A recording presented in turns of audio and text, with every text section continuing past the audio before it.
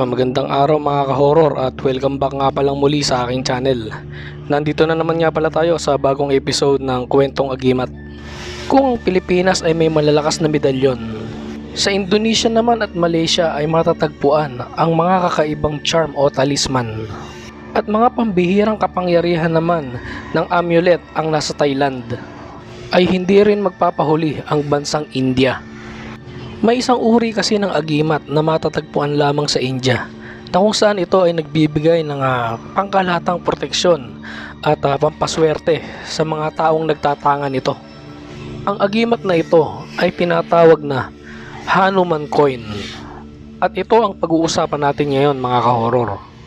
Kaya bilang pasimula ay gusto ko lamang kayong bigyan mga ka-horror ng konting idea patungkol sa Hanuman Coin. Ang Hanuman Coin ay isang coin na nagtatampok sa Hindu monkey god na si Hanuman. Si Hanuman ay isang kilalang tao sa tulang Hindu na Ramayana. Sa mitolohiyang Hindu, si Hanuman ang commander ng hukbo ng unggoy. Ang kanyang mga pagsasamantala ay inilarawan sa Sanskrit na tulang Ramayana. Ayon sa numerolohiya, ang numero siyam ay naugnay sa Hanuman. Ipinapahiwatig ng astrolohiya na ang Mars, ang naghaharing planeta ni Hanuman, ay may malakas na impluensya. Ang mga barya ng Hanuman ay maaaring gawa sa tanso, pilak o ginto. Ang mga Hanuman coin ay ginagamit bilang isang anyo ng espiritual na pera o bilang isang pandekorasyon na piraso. Mga gamit ng Hanuman coin. Espiritual na pera, ang mga barya ng Hanuman ay inilalagay sa mga wallet o inilalagay sa mga lugar ng pagsamba. Dekorasyon na piraso, ang mga barya ng Hanuman ay ibinibenta sa mga frame at hindi nabubulok. Karagdagang impormasyon tungkol sa mga barya ng Hanuman. Si Hanuman ay isang iginagalang na Diyos na Hindu na sumasagisag sa debosyon, pananampalataya, kagitingan at walang pag-iimbot na pag-ibig. Ang mga pinuno ng imperyo ng Vijayanagar ay nagpanday ng mga barya na may larawan ng Hanuman. Mga bawal at hindi dapat gawin kung ikaw ay nagtatangan ng Hanuman coin. Ayon sa mga paniniwala ng Hindu, ang isang Hanuman coin ay hindi dapat tratuhin ng walang galang. Ibig sabihin, hindi mo ito dapat isuot bilang isang fashion accessory lamang. Walang ingat na itinatapon nito. Gamitin ito para sa pagsusugal o itago ito sa isang marumi o kalat na lugar.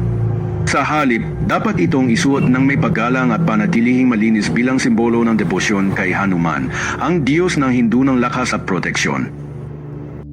So yun mga ka-horror, at ngayon naman ay tutungo na tayo sa exciting part na kung saan ay magpapakita ako sa inyo ngayon ng mga ilang testingan ng pagpapakita ng lakas at kapangyarihan ng Hanuman Coins.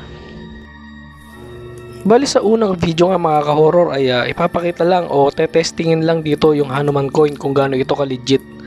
Dito nga ay gagamitan ito ng isang bawang at ipapahay dito ron sa mismong Hanuman Coin at ilang sandali lang ay magkikreate ito ng usok. So tara mga ka-horror at panoorin natin yung video.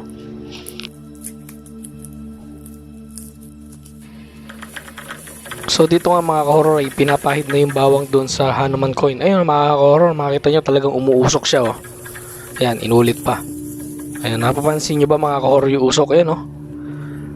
So nakakapagtaka lang eh no. Bakit kaya umuusok siya kapag ipinapahid yung bawang sa kanya?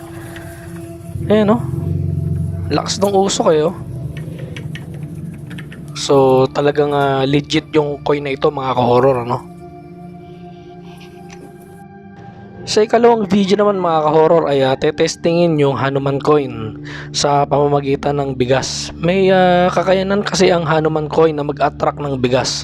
So kung makikita nyo, no, merong isang Hanuman na ipinatong dun sa ibabaw ng papel. Tapos makikita nyo at mapapansin nyo na talagang yung ilang butil ng bigas ay lumalapit doon sa mismong Hanuman Coin.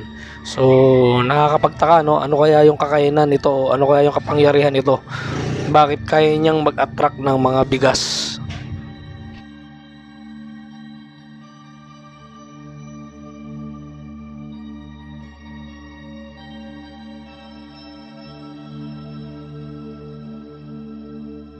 Dito naman sa susunod na testingan ng Hanuman coin na ito ay ipapakita lamang yung kakayanan nito na magtaboy ng bakal.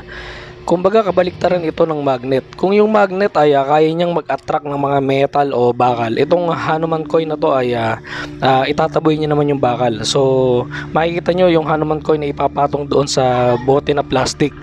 At tetestingin ito ng karayom. Kumbaga hindi didikit dyan yung karayom. Ayan, lumalayo yung karayom, mga ka-horror. Ayan. So nakakapagtaka, no? Ano kayang meron itong barya na ito? Bakit ganon?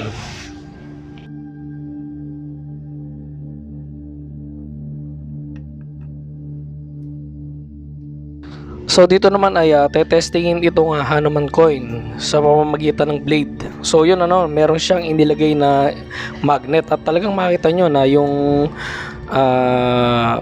yung blade ay nung ilaglag doon siya dumidikit sa magnet, lumalayo siya ron sa Hanuman coin. So ganun din yung isa pang bakal, ayan, so talagang ayaw nung Hanuman coin sa metal, nakakapagtaka tong barya na to. Ano sa palagay niyo, mga ka-horror? Legit nga kaya at tunay nga kaya ang kapangyarihan at bisa na kayang ibigay ng Hanuman coins? Kayo na po ang bahalang humusga. Hanggang dito na lang, mga ka-horror, at samahan niyo akong muli sa mga susunod ko pang mga video patungkol sa agimat. Maraming salamat po.